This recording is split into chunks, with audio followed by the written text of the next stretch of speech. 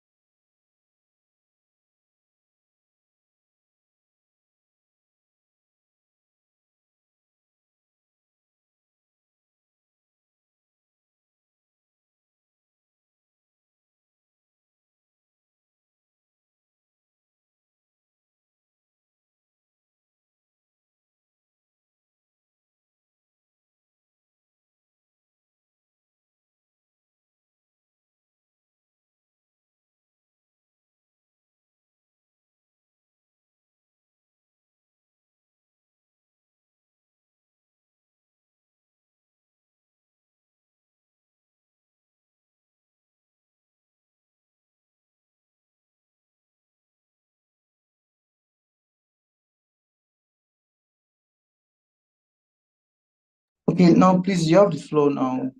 Oluwatomisin, please, you can continue. My apologies again for the delay. Thank you so much. All right, good evening, everyone. My name is Oluwatomisin Taiwo, and it's so glad to be here with each and every one of you tonight. I'm so glad to be a part of this, and I'm so glad. It's so nice to be here with each and every one of us. All right, so I will go straight into the lecture without wasting much time. Please, moderator, how many minutes do I have?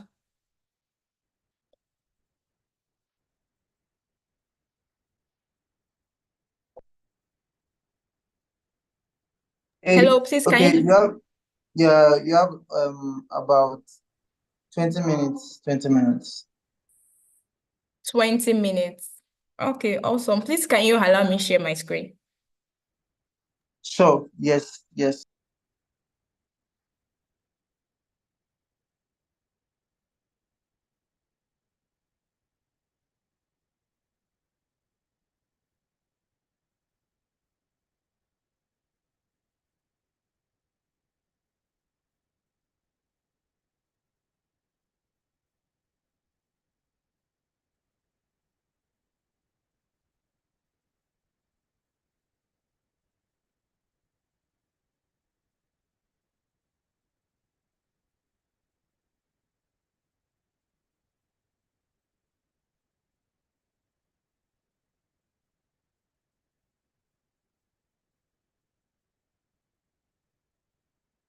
All right, please, can everyone see my screen?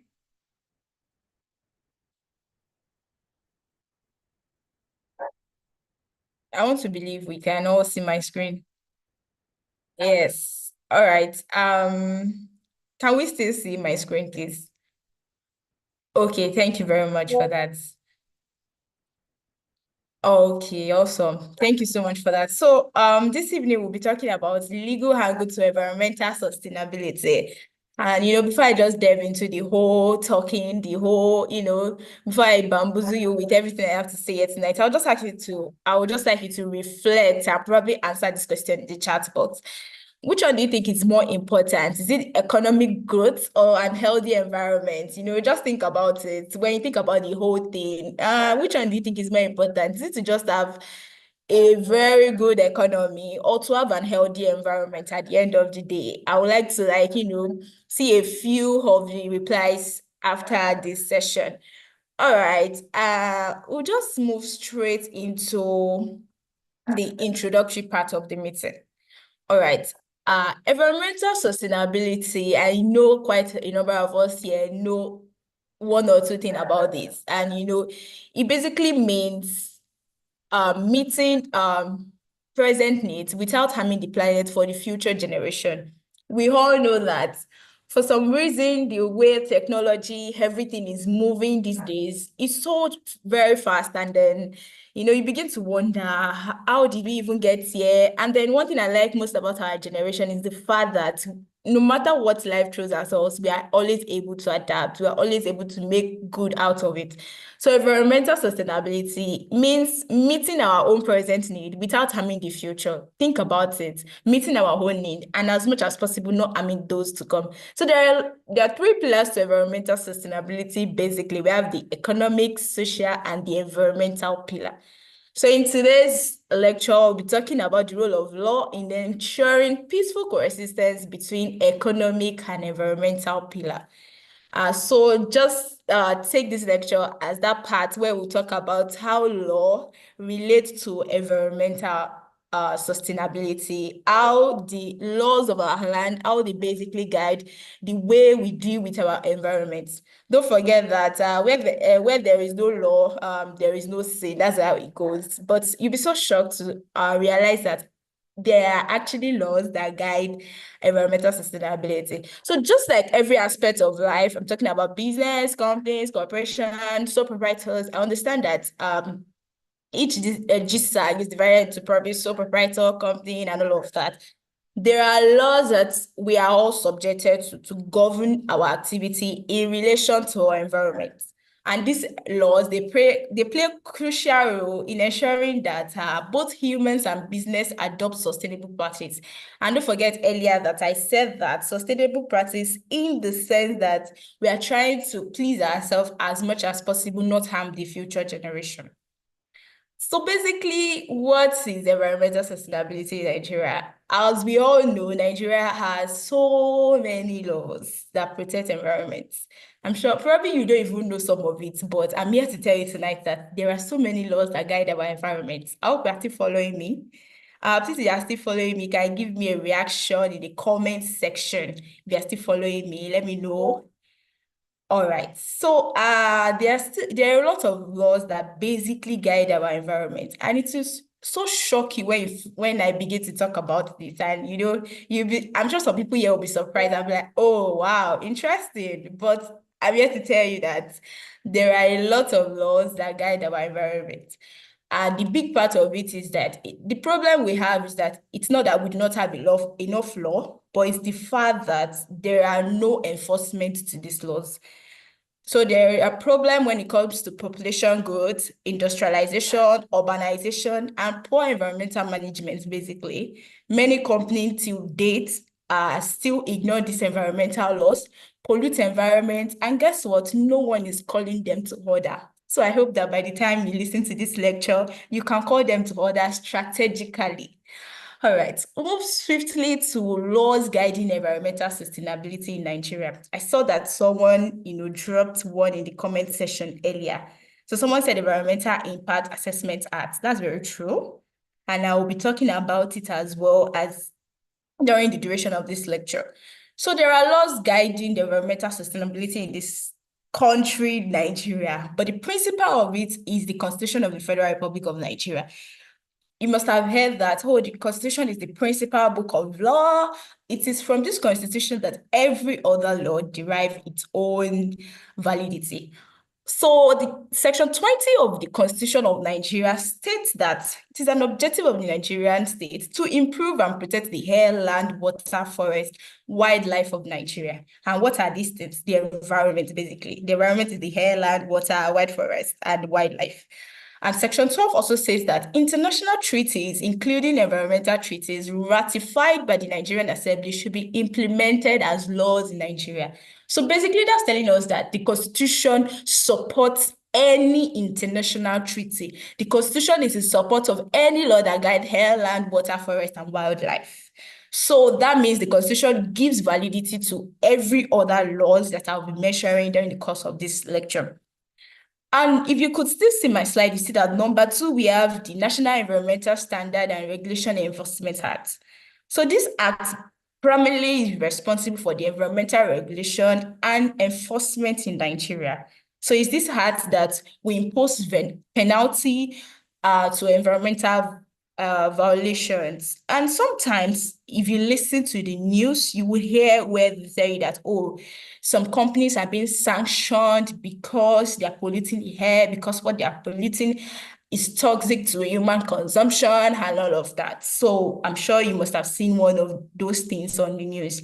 And the third one is Environmental Impact Assessment Act. So this act requires the development projects undergo through assessment to identify and minimize potential environmental and social consequences. So it's this act that supervises every project that goes on in the country in order to make sure that those projects, they do not harm or cause a lot of toxins to human environment. As we all know, there are a lot of things that when they are carried out, they are toxic and harmful to our environment. So these laws regulate it and make sure that those projects do not take place. And even if they take place, they make sure that the harm that the environment suffer is the barest minimum. And also we have the National Oil Spill Detection and Response Agency. This one guides oil spillage. If you are from the East here, you know that one of the things Easterners face is oil spillage. They complain a lot about it. Oh, it's killing their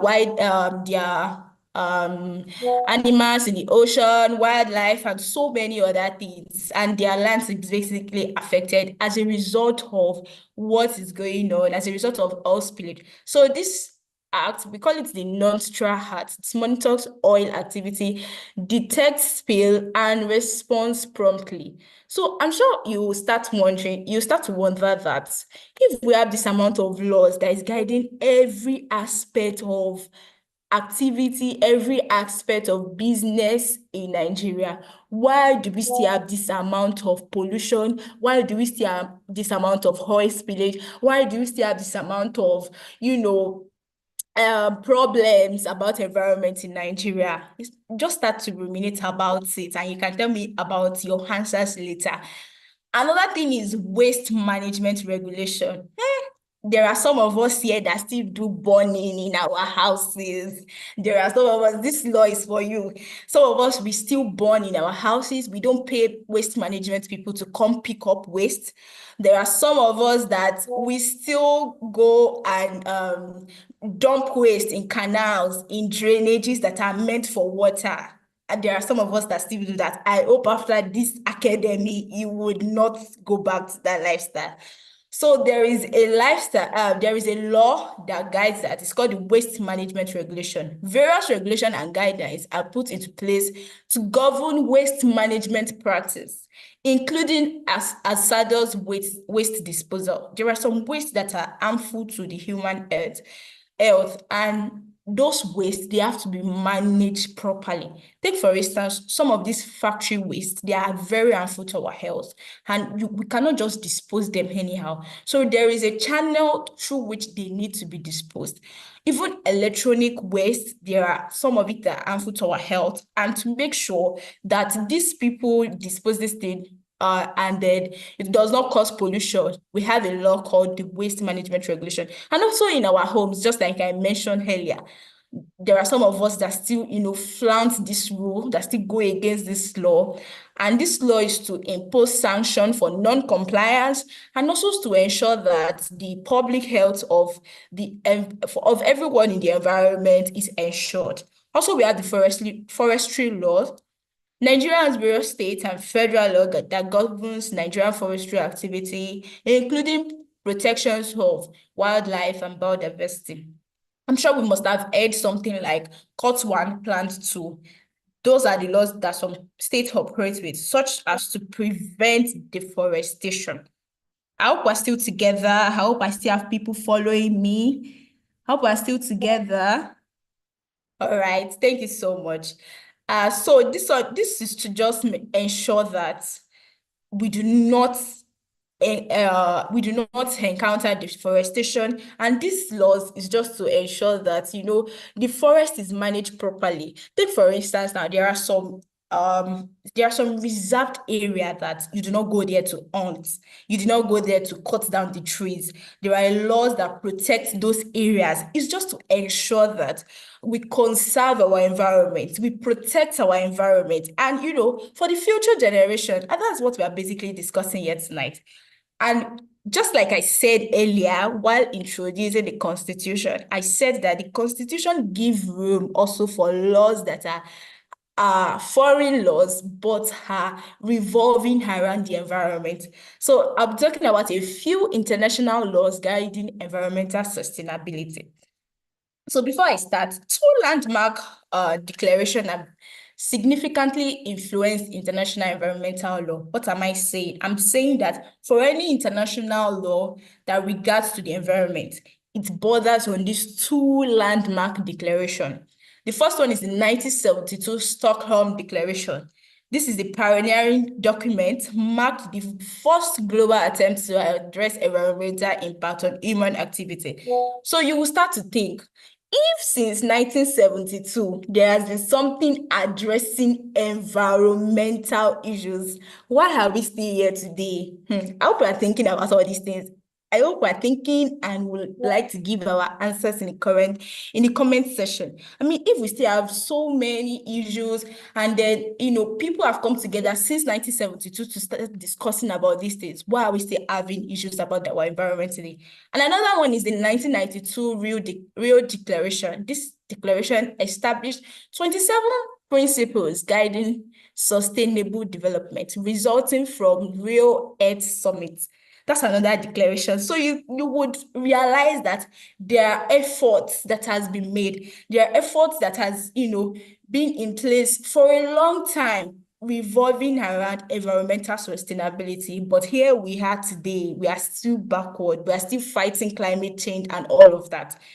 So there are treaties as well. International law continues to revolve through treaties, customary law, and principle.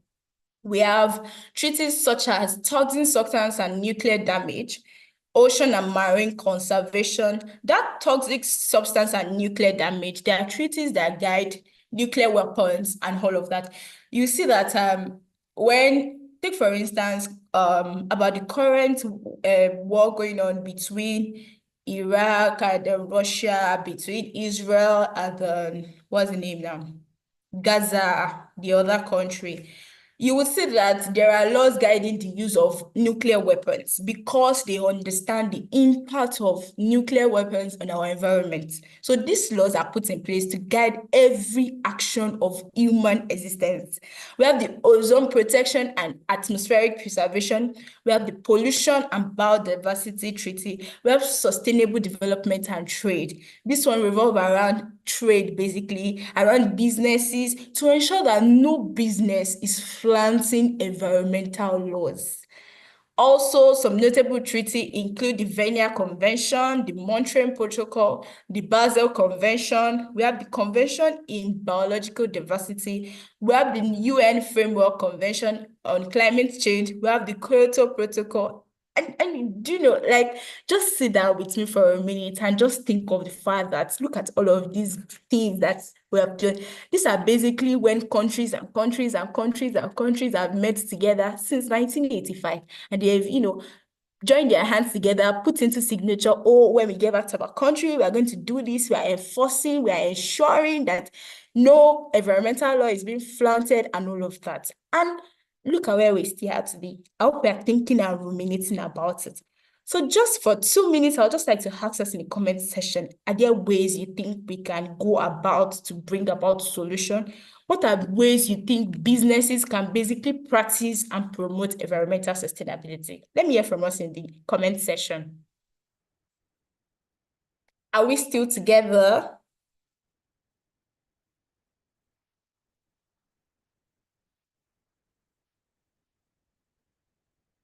All right. I think I can see someone saying yes. Okay, please let me hear from you in the comment section. I've been speaking since morning. That my grammar was even too much for me. So please, can I hear from us in the comment section? What are ways you think we can go about it? Someone said government should try to put more effort on sanctioning. I agree with you. That's true. What are other ways that we think we can do this? Do you think this is only the government stuff? Do you think it's only government? How about you? If you decide to just tell that your neighbor that you know what you are doing is wrong, bush burning is bad, throwing your waste in the canal. And even for some of us, when we are going on the streets like this, whatever we eat, we are dropping it on the floor. We are eating, we are dropping it on the floor. Being an advocate for environmental sustainability, someone said using eco-friendly materials. That's interesting. Yes, that's very true. These days, and I'm always amazed by the creativity of some of us. There are so many recycle, and it's just so nice. Another person said awareness campaign. That's very true. You'll be so surprised that a lot of people don't know about this thing. I mean, and when you tell them, they're like, oh, really? Wow. Even people who we will consider as graduates, they really don't know much about this thing. Increase awareness of environmental sustainability. Yes, awareness and enlightening people about it. All right, I still want to hear from other people. We are about 59 on this call, and I think just about 6 replies so far. So please, I would want to hear from other people. Are we together? I hope some people are not washing plates, some people are not eating.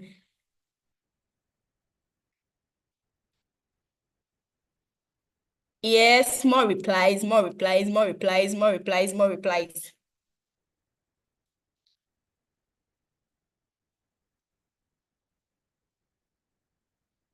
Okay, educate people about it. I like the fact that a lot of people are talking about educating people and enlightening people. So quickly, let's move to advancing environmental sustainability and responsible business practice. These are ways in which we can enable and ensure environmental sustainability. And I've listed the fact and I'll be talking about the fact that it's not just a one-man thing. It's not something that it's for only me. It's not something that is just for plugging Nigeria alone. And at the same time, it's just something that is just for the government alone. It's not something that is just for the corporate bodies alone. It's a collective action. So I said promoting sustainability requires multifaceted approach. That's what I've just said, that each and every one of us have to play their part. It's like building Nigeria. Everyone has to play their part. So I said individual action, corporate responsibilities, and government enforcement. So in individual action, just like we all mentioned in that comment, education and awareness is very important. Stay informed about environmental law and practice them. Don't just know about it. Practice them. There are a lot of us that know some of these things. Someone even mentioned it in comment section earlier, but we do not practice them. So stay informed and practice them. Don't just be informed about them and not practice. What's the essence of, practicing what you know? What's the essence of knowing when you will not practice? And also sustainable living, reduce waste. Someone mentioned that as well, provide alternatives, recycle, reuse, support eco-friendly products. Yes, someone said that, and services, use energy efficient appliances. These days, solar is coming on board, and you found out that, oh yes, people are no longer really using petrol in their houses, although there's still a number of people using it, but people are turning towards solar. That's an eco-friendly use. I mean, it's just the sun basically supplying us energy, right? So yes, advocacy, participate and support environmental advocacy group. That's why we are we are how do I put it? We are asking you to join Plug in Nigeria if you have not joined, Participate in campaigns, lend your voice basically. Tell someone to tell someone to tell someone. That's how advocacy starts, you know. That's how a revolution starts. When you tell someone, they then know to tell the next person that around them. So tell someone about it. Participate in or support environmental advocacy groups. Voice your concerns to local representative and participate in community cleanups. Yes, when we call for cleanups, please don't tell us you're going home. Actually come out for cleanups. And also we have the corporate responsibility, we have compliance programs, we have sustainable practice. These are what we are telling companies: engage in recycling, upcycling, and promote sustainable sourcing of materials. I know that in Nigeria currently there are a number of recycling agencies. That's why you find a lot of people picking plastics around, picking cans around, because we are starting to, join that culture of recycling. So yes, I'm happy about that, but we need more of it. We need more of it to have environmental sustainability. And also corporate social responsibility, develop and promote TSR initiatives. TSR initiatives are just, social groups that are formed as a result to promote environmental sustainability, environmental conservation, community engagement, and all of that. Example of CSR groups is just like Plug in Nigeria, like I mentioned earlier. And also we have the government enforcement. Someone said that, government should make those laws more stringent and sanction, applicable. Not like we should just know about it, but there should be no sanction. Or there should be sanction and the sanction is not taking place. So there should be rules and there should be standard monitoring and enforcement. These days, you never really find any government agency monitoring the activities of those people that are flouting the environmental laws. Basically, everybody's just out there to make money. Everybody's just out there talking about the economy. Nobody's really sitting and talking about how much we can save if we save our environment. And also, government should provide incentives to people who are already practicing environmental sustainability, such as grants, recognition program. I don't know if we know about the Earthshot Prize that happened recently in South Africa. It was by Prince Williams, just for everybody around the world, everybody who is, into environmental sustainability. Those are the entrepreneurs, basically. And, someone walked away with $1 million. I mean, yes, $1 million. That's a lot of money to help the person. It's a lot of incentive to promote the work those guys are doing. And the person is an African. So yes, we need more people in this angle to rise.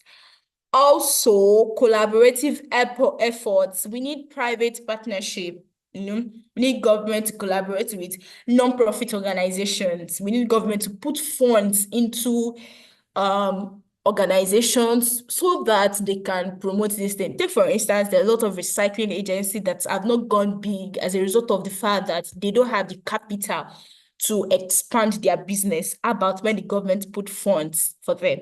And that's what we always tell people, to put yourself out there. How about you apply for a grant? How about you tell people what you do? You never can tell who can help. And also community engagement. That's why I said you come in. Lend your voice, make sure you take part in the decision making. When they are talking about how they want to channel that drainage in your community, make sure you lend your voice. I mean, even if you say, well, I'm still young, I can't really say something, tell your dad to say something in that estate meeting when they are talking about how to channel the drainage, tell your dad to say something. And then before I conclude, I would just like to ask, do we have any question at all? So someone wants to say, someone said learn and do teach people around you. Yes. And also, yes, reorientation by government and organization. And yes, we are all correct. Also, I would just like to ask, do we have any question at all? I'm sure while I was explaining, some people were like, oh yeah, no, you will come and explain later. So do we have any question at all? Question. Question.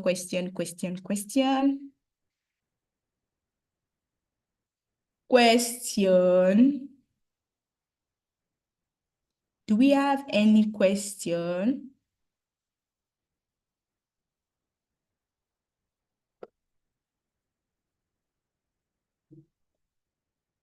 Oh, someone said cleared. Okay, how about I hear from others? Okay, someone is raising their hand. I don't know, moderator, please can you allow them speak?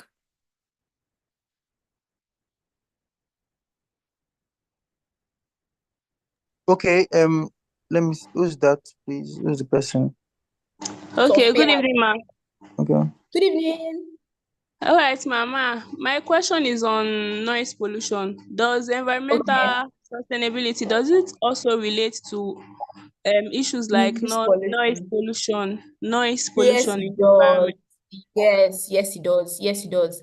I'm aware that there is a law in Lagos currently that guides noise pollution, such that there are hours in which noise are entertained, and there are hours basically that you cannot make some certain noise. Take for instance, imagine a church organizing vigil in the middle of the night and they are making heavy noise.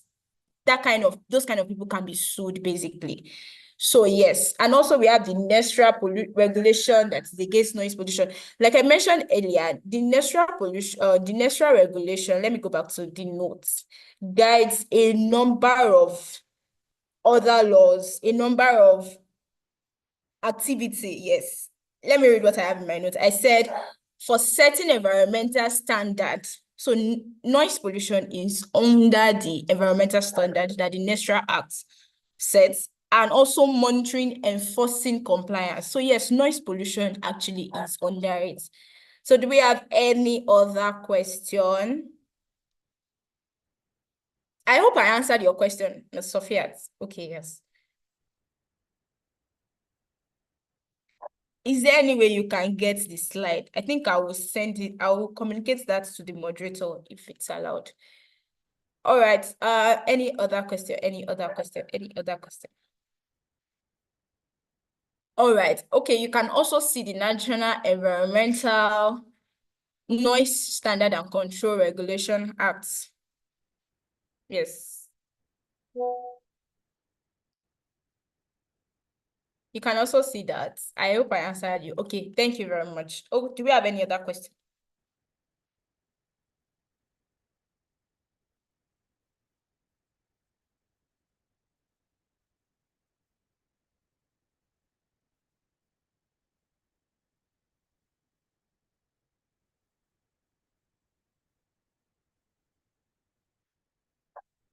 Any other question at all?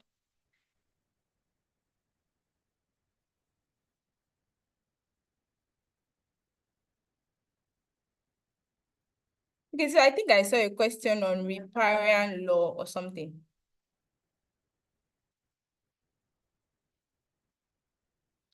Okay, someone said since all international law on sustainability is supported by Nigerian constitution, does it mean the law on noise pollution can stand a chance in court? Of course, it can actually. Do you know the thing is, I hear a lot about Lagosians actually suing some of their neighbors. So yes, it can stand a chance if you have your grant, obviously. And if you have a good lawyer, you can. So can a company be sanctioned for violating environmental law? Yes, of course they can.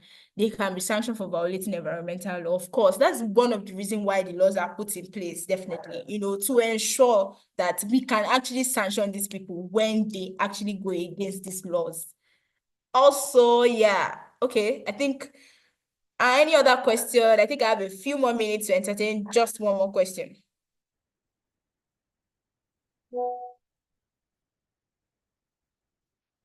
I think I do. Any other question at all?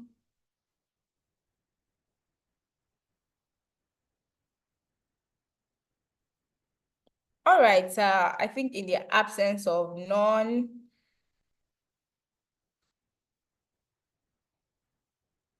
okay, yes. Yes, we have it. All right, so yes.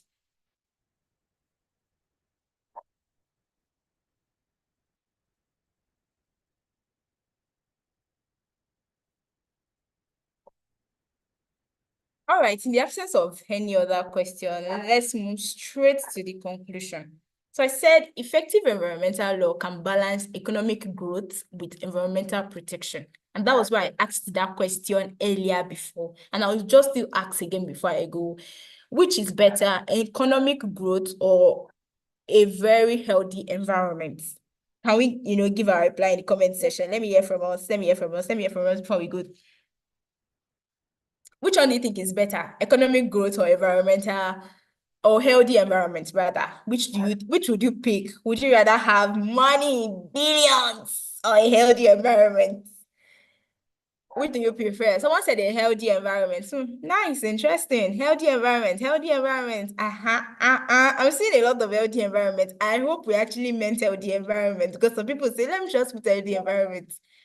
A very healthy environment will result in economic growth. That's very true. That's very, very true. That's very true. Thank you so much for that. An healthy environment because the environment thrives, economic thrives in a healthy environment. Wow, very brilliant people here. Healthy environment because health is wealth.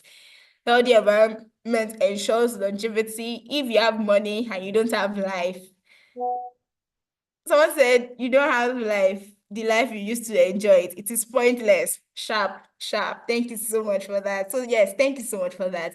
So like I said, I would just like to conclude by saying effective economic growth can help balance economic growth. Yes, and that's what I have said. With economic protection, driving businesses to adopt sustainable practices and contribute to a more environmentally conscious future. So do you see that each and every one of us has a lot to play, has a role to play rather, in ensuring that our environment does not suffer? And sometimes even if you don't think about yourself, how about you think about the next generation? Think about the next people that are coming behind you. Do you want them to, come and meet what we are meeting? Look at the time we've been fighting this environmental issue since 1972. That's a long time if you ask me. So yes, in this our own generation, I believe we can make the difference because this generation, there's something unique about us. So please understand that for us to have environmental sustainability, it's a role for you and I to play. It's not just for the government, it's not just for the corporate body, it's not just for the community, it's not just for plugging Nigeria, it's for you as well. Tell someone the good news of environmental sustainability, preach to someone about it, tell them about it. It's very, very important. And I hope that you will not be the one who will catch, flaunting these laws. You will not go back and start, doing your old ways. We all need to enjoy a healthy environment. So thank you so much, everyone, for having me tonight. I'm so glad to be a part of you. Thank you so much. Thank you for the opportunity and thank you for listening. And thank you. I really enjoyed the fact that you were keeping me and then you were giving it to me in the comment section. I really, really enjoyed that. So this was an wholesome lecture. Thank you so much for having me. Oh, thank you. Thank you, guys. So practice environmental sustainability everywhere you go. Don't let me catch you burning that thing again. And don't let me catch you dropping refuse litters on the floor. When you eat something, put it in your pocket. When you get a proper refuse dump, you throw it there. Thank you so much for having me. Back Thank to you the so much. moderator. Thank you. Thank you so much, Oluwatomisin. It was truly an insightful session. Thank you so much. And I really hope we took note of those beautiful laws you just mentioned. Please, all of this we are doing is not just to waste our time, it's for us to learn. We're watching the legal angle so you can understand how important it is to know about the environment from the legal stand. Thank you so much once again. Thank you, and I really appreciate everyone for sticking to the session. We're about 70 on the on the meeting, and it is impressive. I really love it. Thank you all for this. And immediately we are going straight to the debate. Please, I just dropped the presentation guide on the main group. So we are to begin with sole proprietorship discharge. Please, you have 8 minutes and your time starts by 8:42. Your screen will be projected and you have just 8 minutes for that. And also, whoever is representing you should please notify me so I can make them a co-host just in time. Notify me now, please.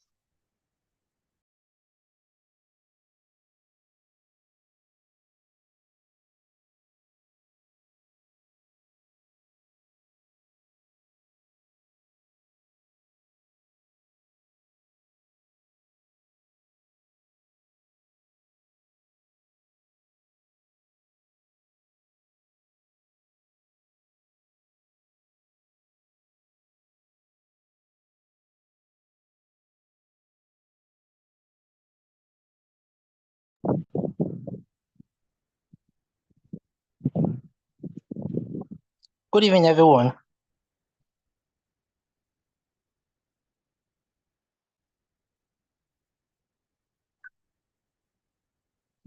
I'm not seeing my slides.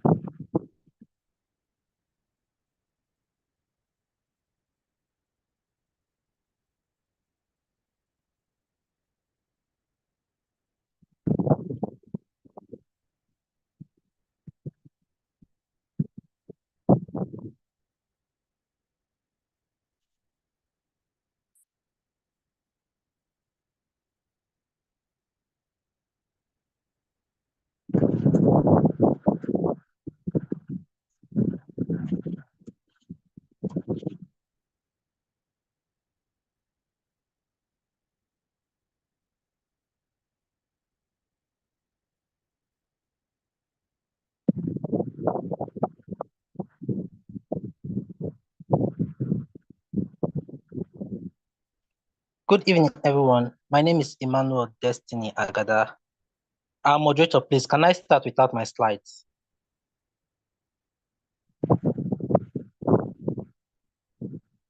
Our moderator, please, can I start without my slides?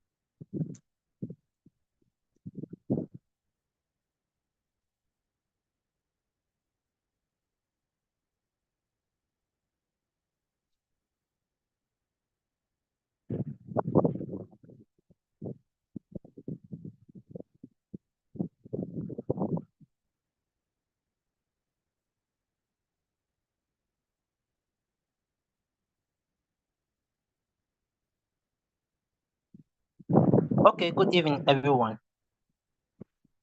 Good evening, GSAMS on call, my fellow entrepreneurs. My name is Emmanuel Destiny Agada, and I'm a representative from Sole Proprietorship GSAC. I'm here to speak on driving sustainability through sole proprietorship. My slides are not showing, but I'll proceed. Next is the list that shows the name of active participants who contributed to this presentation. There's a trader named Mary who sells fruits and vegetables.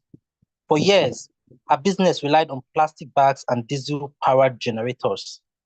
But Mary decided to change. She switched to reusable bags, installed a solar panel to power her store, and started composing organic waste. Mary's effort was not reduced. Mary's efforts not only reduced her cost, but also inspired her community to think about sustainability. Today, we are here to discuss how stories like Mary's can become the norm in our society, owing the fact that most businesses around us are owned and managed by individuals who are sole proprietors, and they form the backbone of West Africa's economy as much as Nigerians' economy. I'll proceed to the economic impact of sole proprietorship. These businesses contribute 30% to the GDP of West Africa and Nigeria and employ millions in its sectors, including agriculture, retail, and crafts. Environmental challenges of sole proprietorship. However, these small businesses also face significant challenges from resource overuse because they rely a lot on natural resources to pollution because they produce a lot of waste. I'll move on to sustainability. Why does sustainability matter for sole proprietorship? It's simple. Without sustainable practices, these businesses risk resource depletion, which can harm both their corporation and the environment. But by adopting green practices, sole proprietors can cut costs, attract eco-conscious customers, and ensure long-term profitability. Among practical steps which sole proprietorship can involve in to incorporate sustainability. They can adopt renewable energy. For instance, by installing solar panel against the regular gasoline, fuel, and diesel power generator. They could do waste management by turning trash into treasure, upscaling like we practiced in our GSAT we submitted earlier today. And they could engage in sustainable resource management. Success stories. My slides are still not up. In the slide, we saw a flip-floppy project, which was based in East Africa. The project inspires innovation through the construction of boats entirely made from recycled plastic. Recycled plastic was used in making the boat and it's floating on water bodies. It's on the slide. My slides are not showing. And we could see how in Nigeria, who through innovation use recycled product to create bags, slippers, to use just like the ones we did earlier. We could see basket made from paper and all that. We'll now look at the challenges of sole proprietorship. We must acknowledge these challenges. Many sole proprietors lack funding, infrastructure, and awareness about sustainability. This is where collaboration and innovation comes in. Green financing, like microloans from the government, can also help entrepreneurs invest in eco-friendly technologies. Community-based recycling programs and government incentives, such as tax break, can also drive change. Call to action. What should we do? As entrepreneurs, as entrepreneurs, we hold the power to lead by example. By making small, consistent changes, we can inspire others. Let's not forget, sustainability isn't just an obligation, it is an opportunity to redefine how we do businesses. As I close, let me leave you with these words. The best way to predict the future is to create it. This is our opportunity to create a future where sole proprietorship are not just drivers of economy, but champions of sustainability. Together, we can ensure that businesses like Mary's become the rule, not the exception. Thank you, Greenies. Thank you for listening. Thank you for your time.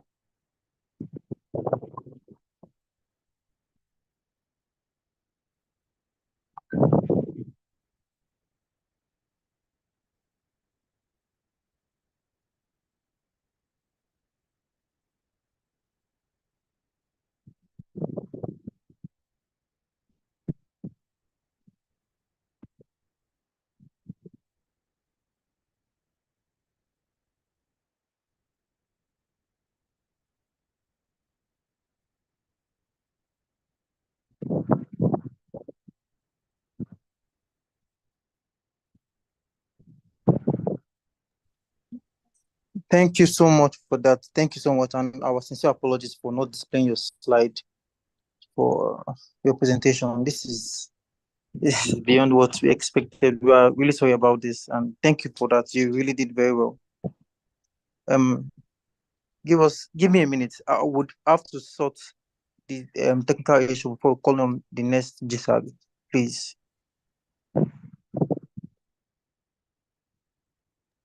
Please, the next GSAG representative to please notify yourself. Please raise your hand. Let me know the next GSAG representative. Thank you.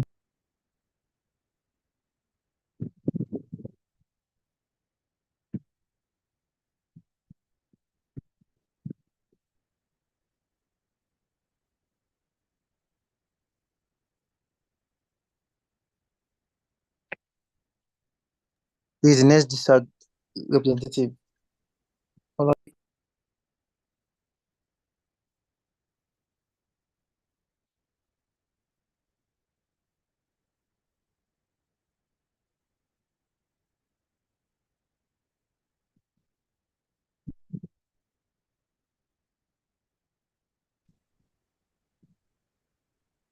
Okay. No, you're doing the best. Olalekan, please give me a minute. Please, Okay. you can display your slide.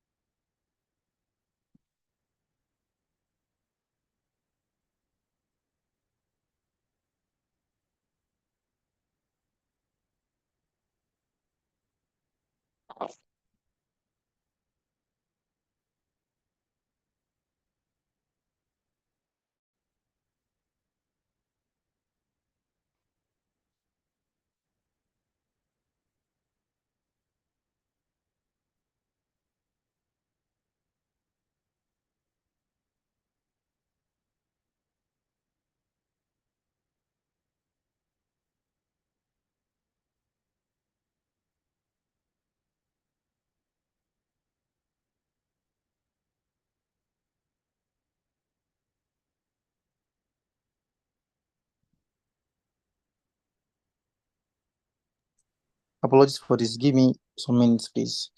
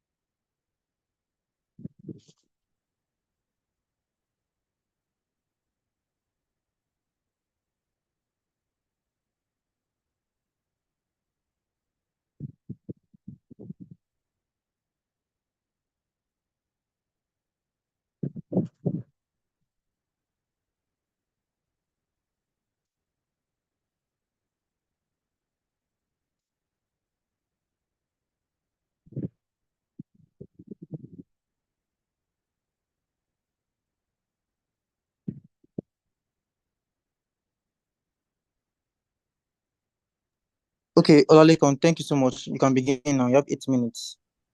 Thank you.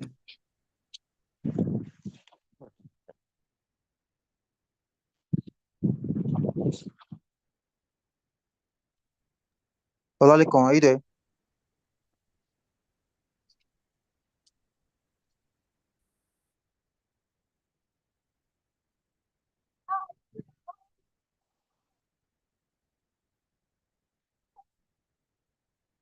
Okay, yeah. Okay. Good evening, everyone. Good evening, ladies and gentlemen. Good evening, Mr. Host, and every other GSAG members around there. Appreciation goes to our tutors, that's Greenswitch Academy, for giving us this privilege to learn more about our environment. So my name is Olatin Walalekon. I'll be presenting the topic Presses for Briquettes and Biodigesters, a transformative action to encourage sustainability on behalf of the partnership GSAG.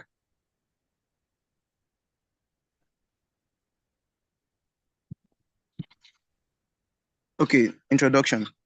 Greenswitch Academy Partnership Group is an initiative aimed at empowering youth with the skills and knowledge needed to develop sustainable solutions for their communities. By focusing on entrepreneurship and innovations in green technologies, this program seeks to enable youth individuals to tackle urgent environmental challenges. The primary sector of operation includes renewable energy and waste management, with particular emphasis on technologies such as briquette presses and biodigesters. What are briquette presses and biodigesters? Briquette press is a mechanical machine that compresses waste materials into briquettes, which are solid blocks of fuel. They are often used for cooking, heating, and electrical generation. This innovation helps to reduce deforestation and mitigate indoor air pollution, contributing to healthier living conditions. When asked about what type of waste materials do they use in making briquettes, it can either be agricultural waste materials or industrial waste materials, ranging from agricultural waste, plastic, paper, wood, ethanol. What do we call biodigesters? Biodigesters are systems that transform organic waste into biogas, a renewable energy source, and process organic fertilizer. This process not only contributes to sustainable energy solution, but also insignificantly reduces methane emission from decomposing organic matter, supporting environmental sustainability. Little do we know that in our environment, a lot is going on in both agricultural and household aspects. There are a lot of houses around us that are using the biodigester system for their sewage disposal. And we also have farms that use biodigester to generate fertilizer and renewable energy. The next slide, please. Current efforts and key projects. The current efforts and key projects, other briquette presses include convert agricultural waste into fuel, low carbon emission, energy efficient press design, promote local livelihood. The key projects, community-based briquette production with improved technologies. How about for biodigesters? The sustainable practices for biodigesters include convert organic waste into biogas and fertilizer, support circular economy, small-scale system for rural energy, key projects, national biogas programs for rural household. Example is in India and Kenya. We can see that the key projects under each of these briquette press and biodigester aim at converting waste into fuel and fertilizer. Challenges to implementing sustainable practices. First, we categorize them into four classes. The first one is the knowledge gap. Under the knowledge gap, we have low awareness and lack of expertise. When we are talking about low awareness, that is when the people that are adopting the technology are not well aware about what is given to them. And lack of expertise, those people that want to give the knowledge to people, we have them in little amounts. Probably we can have an expertise 1 to 10 people that want to adopt the knowledge. Also, we have policy challenges, unclear regulation and restrictive regulation. This is on the part of the government. Financial constraints, high costs and limited budgets. It is something that is not new to us that these technologies are very costly in town and their prices are very high. The last challenges is communication. poor coordination and transparency. This is on the part of the expertise and the people that are adopting the technology. There might be poor coordination and transparency between them when probably there is language barrier and other factors setting. So we know we have an heterogeneous community. So that will always set in as a challenge. Innovative strategies for Green Switch Academy partnership. The first one is online marketplace, carbon credit, hybrid briquette system, compact biodigesters, collaborative partnership. The next slide, please. Roles of entrepreneur in climate resilience and sustainability in West Africa. Innovative solutions. Number one is innovative solutions. Entrepreneurs should develop products and services to address climatic change. By so doing, we'll see that our ozone layer will not be depleted much. The next one is job creation, stimulate local economies and create employment opportunities. I call this indigenous entrepreneur or indigenous empowerment.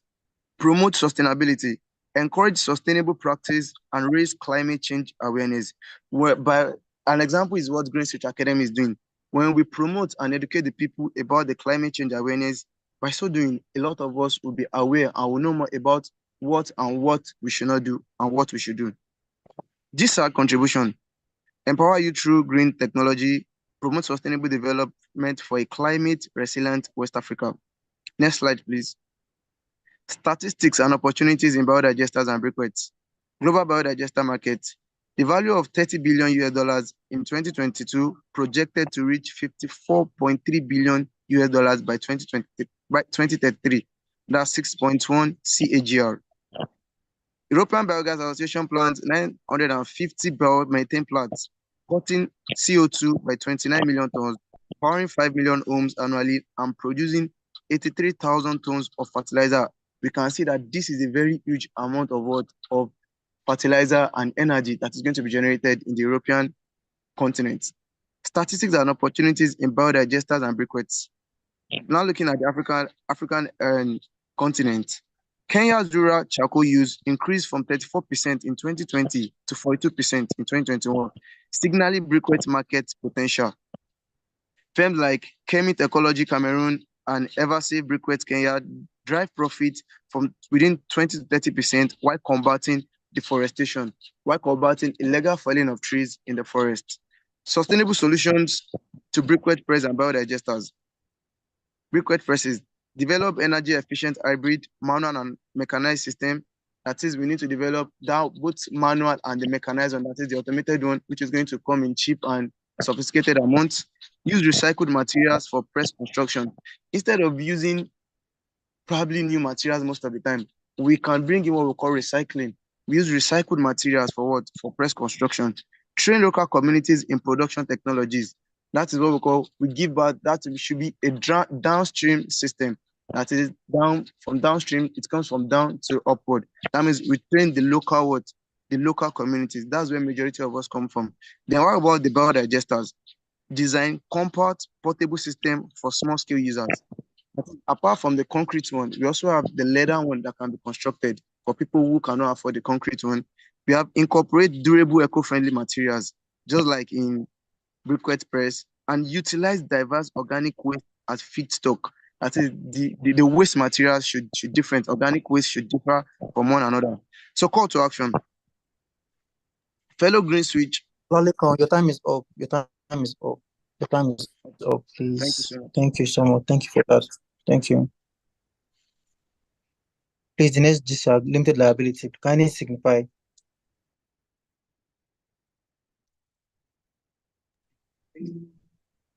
Please, who is the representative for limited liability GSAG? Kindly signify.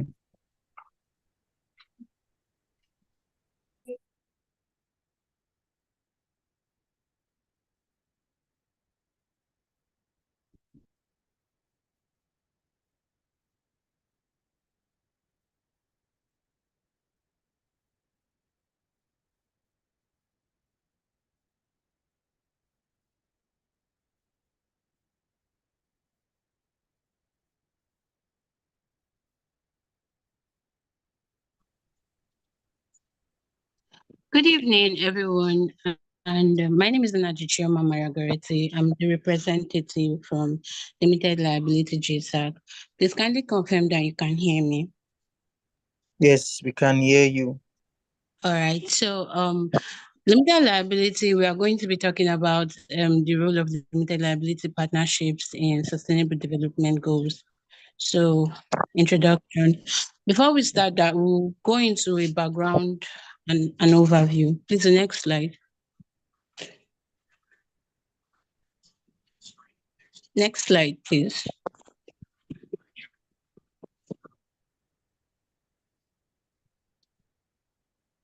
All right. So, limited liability companies, they are a form of a business structure, and this business structure has um, they are designed to limit the financial liability of its member by ensuring that liabilities incurred by the company do not affect their individual wealth. So this form of business came into existence after the Companies and Allied Matter Act of 2020. In Nigeria, the registration started for them in August 2021. So it reduces this form of business reduces risk for its stakeholders. I'm sure we've heard stakeholders a lot, and limited liability company is one of those business structures that incorporates stakeholders. So please the next slide. So the key features of LLPs, they have legal protection and liability, ownership and management, taxation flexibility. What legal protection and liability means is that members of these companies are usually free from whatever legal charges or legal issues that are incurred by the company. Then ownership and management, they can decide whether the ownership of the structure would be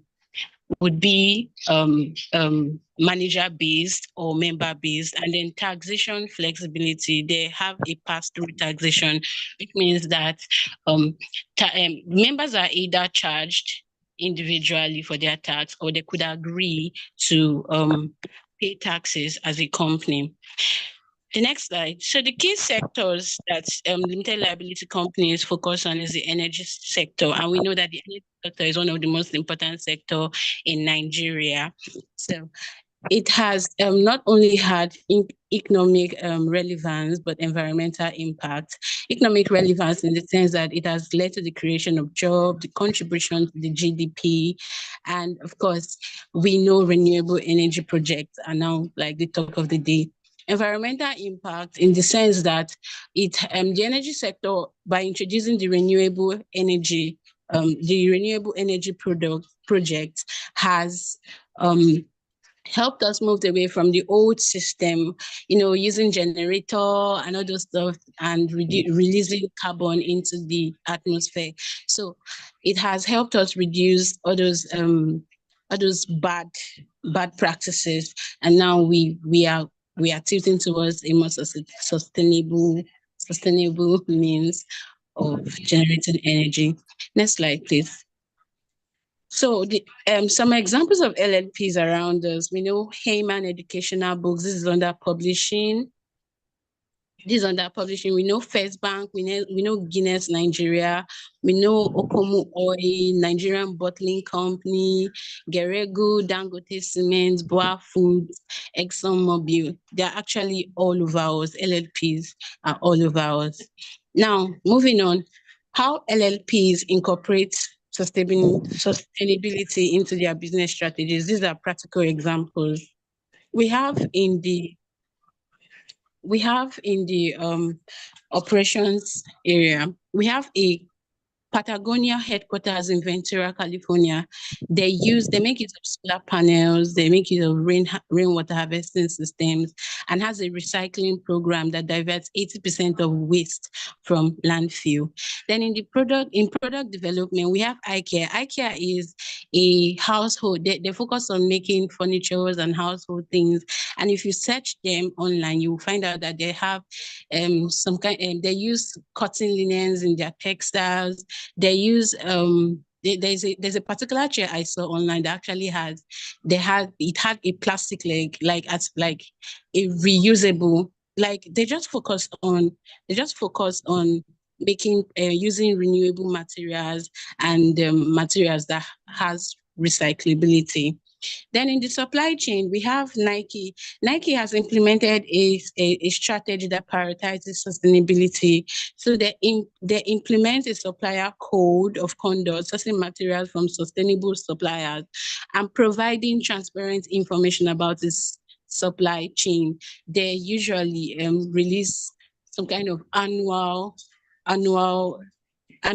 transparency information to the public. Same with Coca-Cola.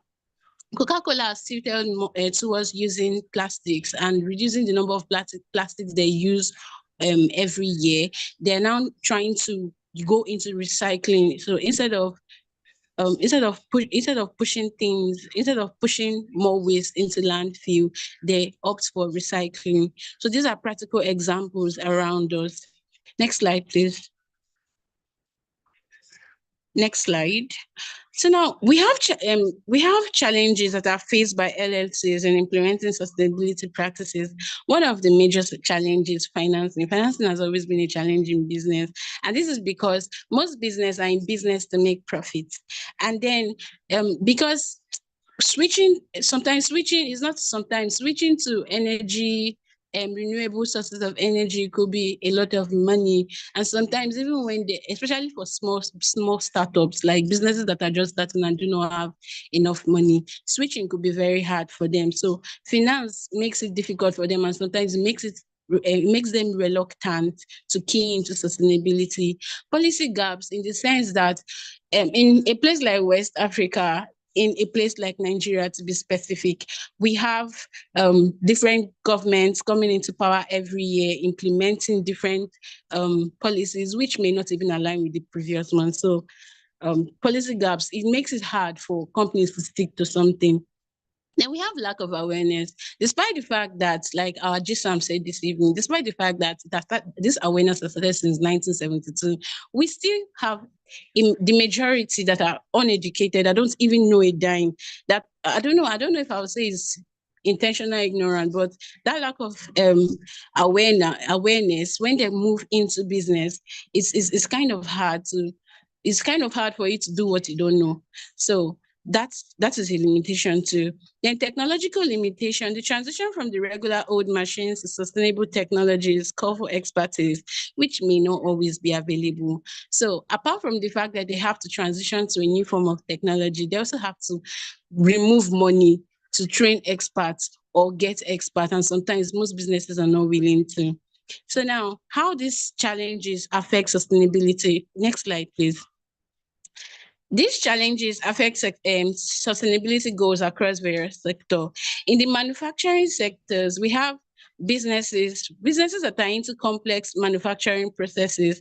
They face high cost of Sorry, Choma. Your time is up. Your time is up. Okay, so thank you.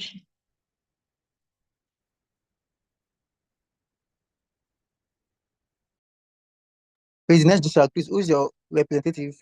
Let me know so I can.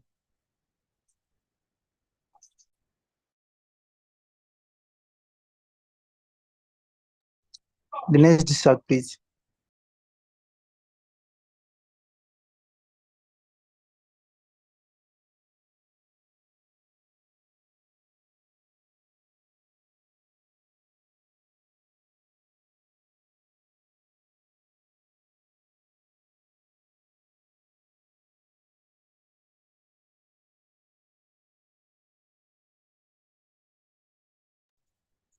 Hi, good evening, everyone. My name is Kehinde Fodula Abiodun, and I'm here to represent the corporation GSAG. Please, can you share our slide? Okay. Good evening, GSAM, panel of judges, moderator, the most supportive GSAM members of cooperative entrepreneurship and fellow winners. My name is Latifa Joki Abdugani, and I'll be representing my GSAG, where we are presenting to you cooperative entrepreneurship, driving transformational change for environmental sustainability in West Africa. So cooperative. Next slide, please. which is popularly known as Co-op, is a business organization owned and controlled by its members who have like minds, share common goals, and work hand in hand to achieve those goals. They operate on the principles of mutual aid, social responsibility, and involvement. Next slide, please. The cooperative entrepreneurship is dated back to the mid-19th century, where 28 artisans who are textile workers established the first modern and successful cooperative in the year 1844. So, please, next slide. The cooperative has more than 1 billion people who are members, and the sector provides over 250 million job opportunities globally. It combines, or it contributes to around 10% of the global GDP, which is a lot. And most countries operate on cooperatives, with highest concentration in Europe, Asia, and North Africa, but we are gradually getting to be, it's gradually becoming domiciled in West Africa. The cooperative model is used in various sectors, which include the agricultural sector, the finance, healthcare, and housing. Please, next slide. So, the advantages of cooperative entrepreneur is that it promotes and stimulates social responsibility. It encourages community involvement. It supports the economic empowerment and fosters democratic decision making. But no system is perfect, so back and setbacks. So some of the setbacks that cooperatives are facing is the challenging management structure. You have the limited financial resources. So it's not really, we don't have the much awareness here. So there are limited financial resources. You have conflict of interest and regulatory challenges. The next slide, please. So next slide, please. So what makes us different from other cooperatives, or what makes cooperative different from other sector is because they incorporate social and environmental responsibility. They have community-led development. They're into democratic decision making and economic empowerment. Please, next slide. So the sectors, the primary sector of cooperatives are, it includes the agricultural sector. The agricultural sector involves the situation whereby they give access to farmers they give access to supplies, to equipment, to materials that will actually increase the efficiency and effectiveness. In the healthcare sector, they help to provide their members with healthcare facilities, with healthcare insurance or health-related products to help their life, to make their life easy and probably prolong their lifespan also.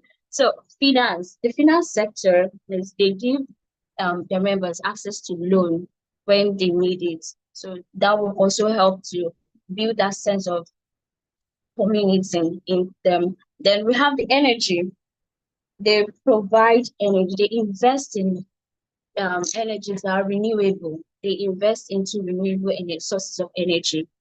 And there's a situation whereby the federal government actually gave about 2,000 tricycles that run on CNG, that's the compressed natural gas, to residents. So that's to also build cooperation, to bring a sense of cooperativeness in us. Then we have the consumer goods also. Please, next slide. So next slide, thank you. Incorporating sustainability into cooperative entrepreneurship, we can incorporate sustainability by giving into environmental responsibility, social impact. The social impact whereby we can have active participation of members in the community, representing those that are underrepresented in the community, making everyone diversity, bringing about diversity, where no matter where you are, where you come from, there is union in the community. We have these sustainable products and services, just like I mentioned earlier, where you have giving out to tricycles that run on sustainable energy source. Then, okay, the slide is gone. All right. Then there's another one whereby we have policy advocacy and leadership, just like the Green Switch Academy is trying to enlighten us, make us aware about what sustainability is.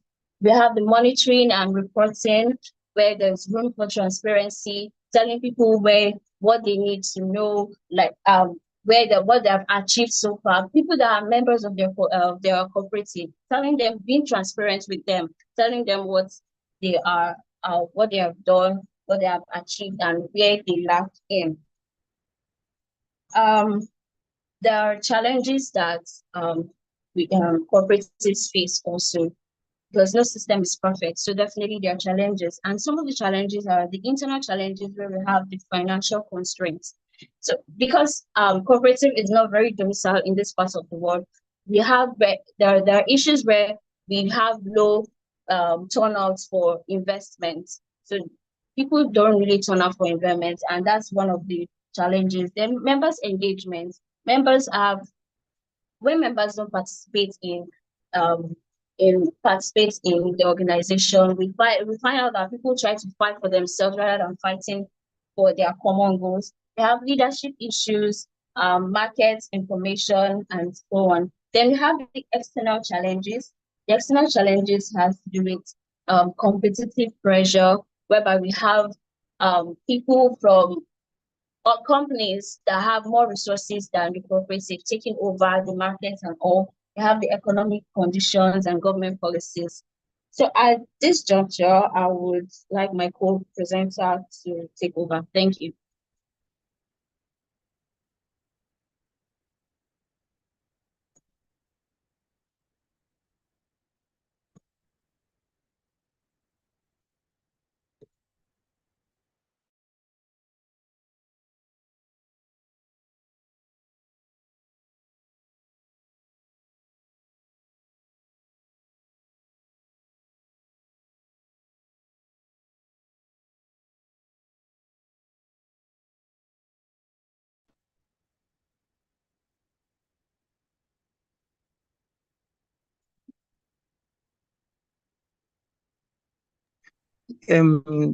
Thank you for that. Your time is up. Thank you so much. Thank you. Please, the next disag, please kindly notify me.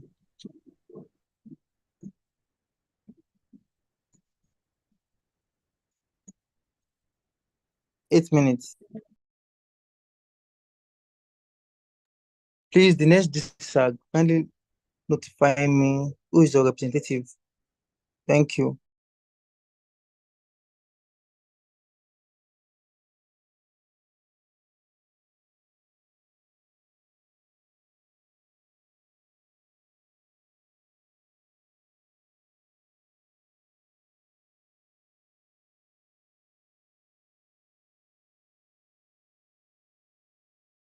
Please, the next disag, I can't find you.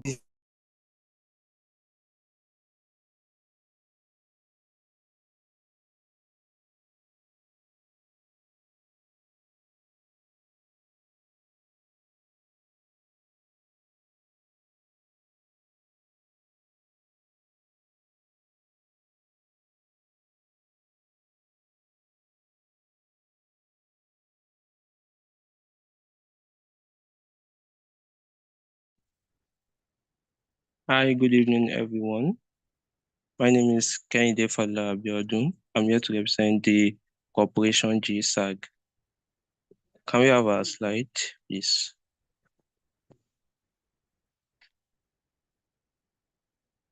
Hello, can you hear me? Can you confirm if you can hear me? Yes, you should be seeing your slides. Can you see it? No, I'm saying cooperative GSAG. This corporation GSAG.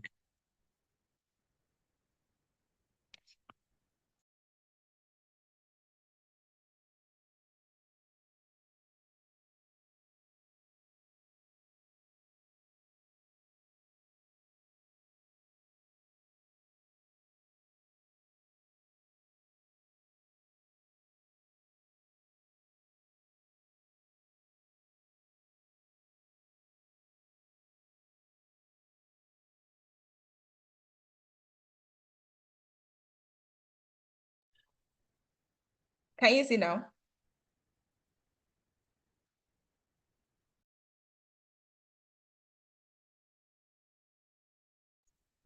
Yeah, thank you. I can see the slides now. So I'm here to present the topic which says a guide to environmental sustainability in West Africa's cooperation. Firstly, next slide, please. I would like to give a brief introduction uh, to our GSAG, which is the Corporation GSAG. The Corporation GSAG focuses on the corporation sector, specifically agricultural cooperation in West Africa.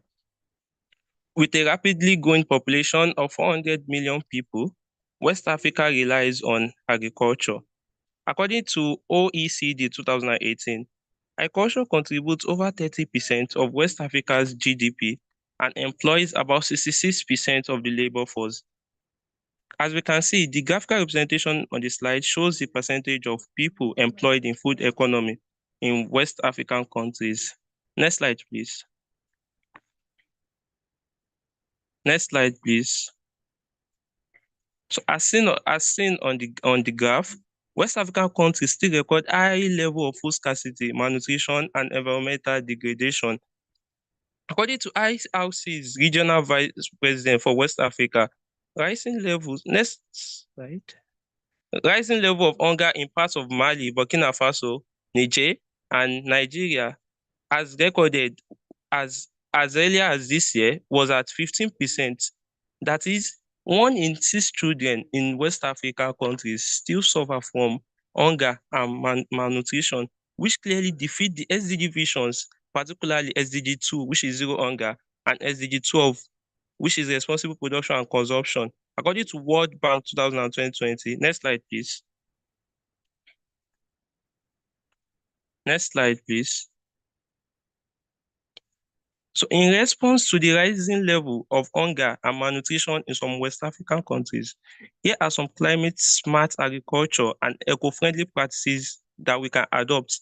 Firstly, using drones, soil sensors, and satellite technology to monitor soil health, water usage, and crop growth will ensure efficient use of resources and reduce environmental impact. Also, encouraging the use of drought-resistant and climate-adaptive crop varieties can withstand erratic weather. Next slide, please. Now, let's talk about over-reliance on small-scale farming. Smallholders often working with limited resources, outdated methods, accounts for over 80% of agricultural output in most African countries, while large corporations accounting for less than 20%. That's surprising, right? So to maximize production, which is SDG 12, there's a need to integrate them into corporate supply chains, establishing policies that allow microfinancing and provide easy access to mechanized tools. So moving forward, next slide, please. How do we think we can reduce or mitigate vulnerabilities to climate change? Firstly, the incorporation of policies and initiatives to improve the success of greenhouse farming in West African countries. Also, the government should sponsor initiatives that educate farmers about climatic effect on crop, providing farmers with weather forecasting tools, crop insurance, and access to climate adaptation funds. Next slide, please. Next slide, please. So how do we overcome the technology deficits? Firstly, lack of funding to invest in sustainable technologies. Next slide. Sorry, this is not this slide. The previous one, overcoming the technology deficit. So how do you overcome the technology deficit? Agricultural corporations already utilizing fossil-powered agro machineries should invest in solar powered. Empowerment initiative targeted at small scale farmers should also adopt new technology. Next slide, please.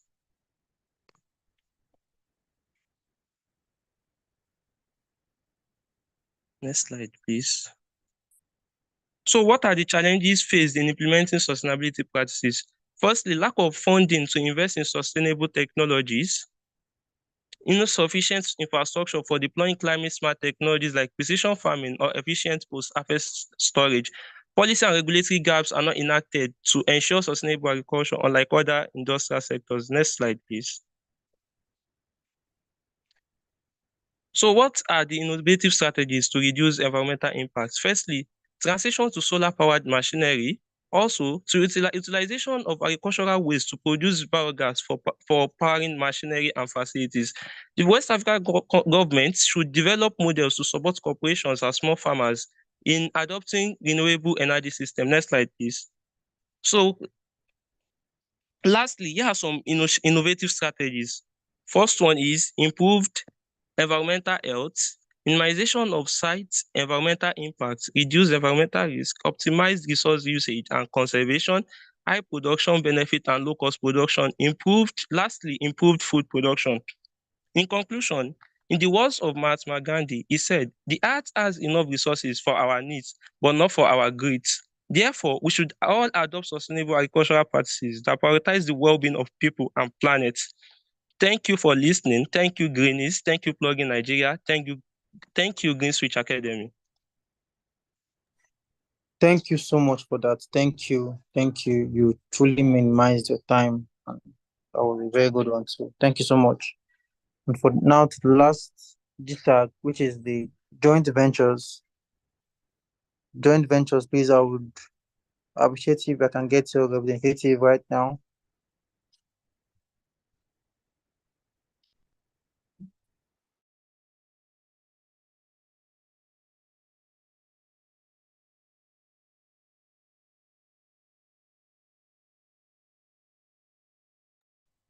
Joint ventures, please. I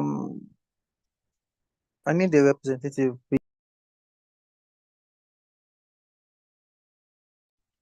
Kindly raise your hand so I can tell it's you.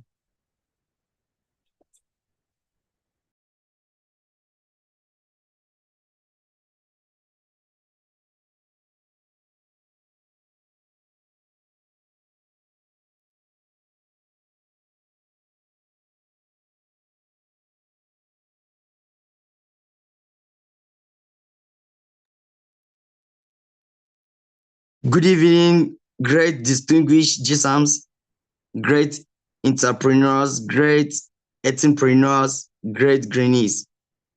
I'm Jacob Manasseh, representing Joint Ventures GSAC, the entrepreneurs. I'll be talking on the topic of transformative action towards environmental sustainability through joint ventures business model. Of course, we are transformers, transmitting energy, sustainable energy into the environment, rather than being destroyers, taking energy from the environment. The entrepreneurs. The next slide, please.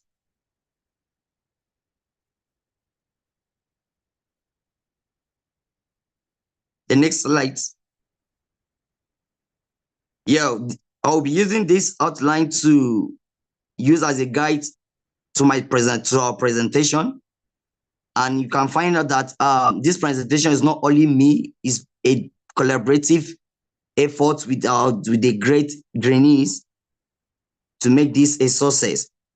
West Africa is grappling a pressing environmental challenges which ranges from, please, are you there?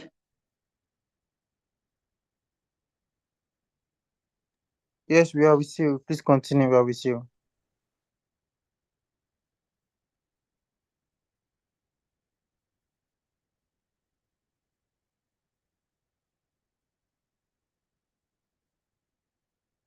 Is the network, can you all hear me there, over there? Yes, we can hear you, Manasseh. Yeah, Please, we we can do. hear We you. can hear. All right, sorry for the interruption. Joint ventures, that JV, are that's partnerships in which two or more organization parties share the ownership, expenses, return of investment, profit, and governance. The concept of JVIDA's joint ventures has its roots in several industries, but it gained significant traction in the latter half of 20th century as globalization expanded. Joint ventures operate primarily in, next slide, please.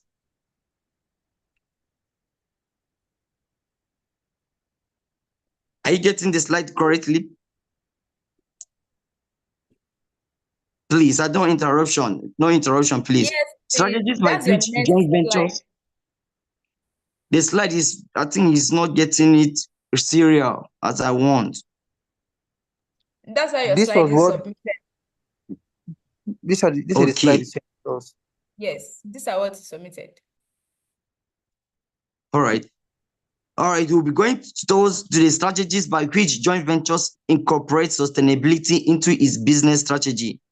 Joint ventures.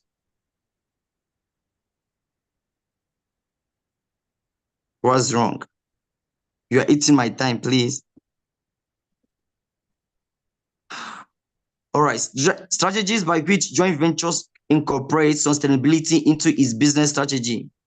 Joint ventures contribute to the sustainability goals by allowing collaborate on projects with reduced environmental impact and resource efficiency. These strategies are as follows. 1, strategic partner selection, companies. Of course, as joint ventures, we collaborate with other organizations like agriculture, and other industries to partner in collaborating an efficient greening environment. Secondly, resource sharing and optimization. Just as we say, we come in with collaboration with other industries like agriculture and other industries to make sure a sustainable energy emitted into the environment to ensure a reliable and green environment. Implementation of green. Next slide.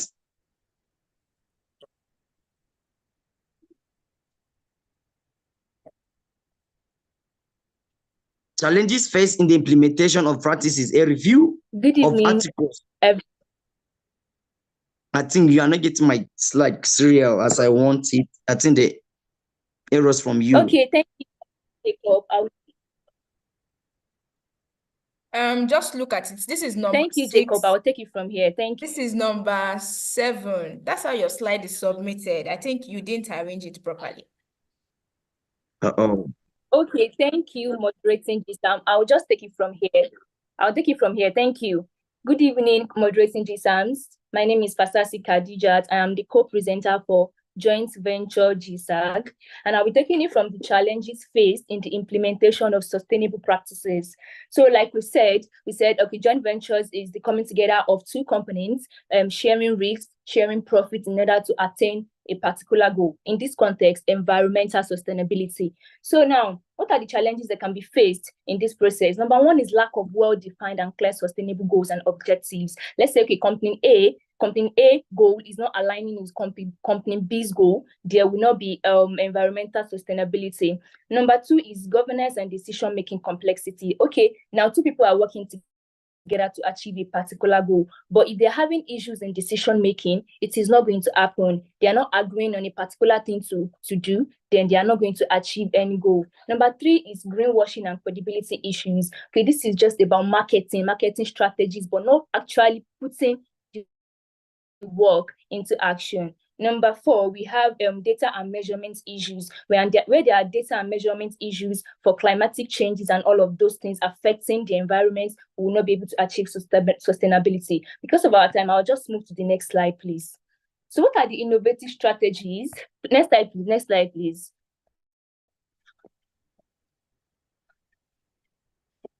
Can you hear me? Next slide. I'm already on your next slide, innovative strategies.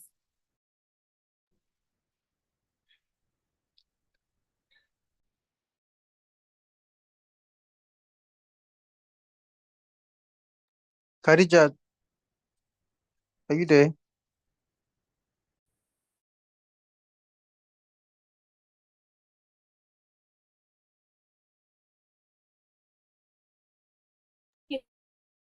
Sorry about that. So what are the innovative strategies that can be adopted by joint ventures in order to reduce our net climate and environmental impact? Number one is implementation of zero waste. We need to implement the practices of waste reduction.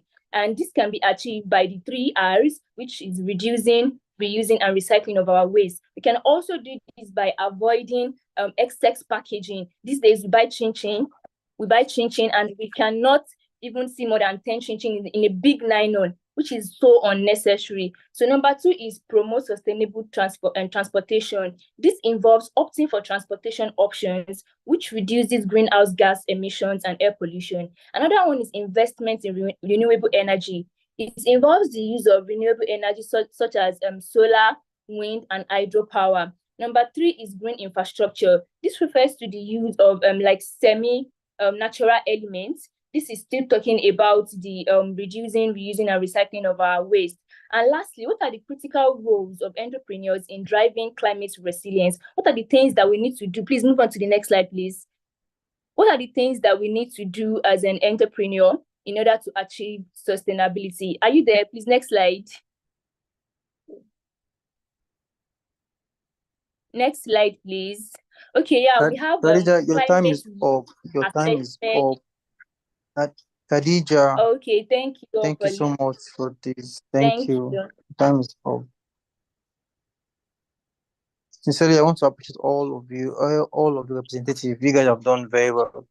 And also to the soap proprietorship representative, our sincere apologies for not displaying your just presentation while you presented. We'll find a way to sort that later. And sincerely, you guys have done very, very well. And kudos to you guys. And I will truly wish you guys well. We'll be getting the results very soon. And you'll get to see our positions. So we'll be rounding up this session and heading back to WhatsApp to complete the activity for the night. Kindly exit this meeting and head to the main group while I engage us for a very brief moment because we have an important thing to talk about.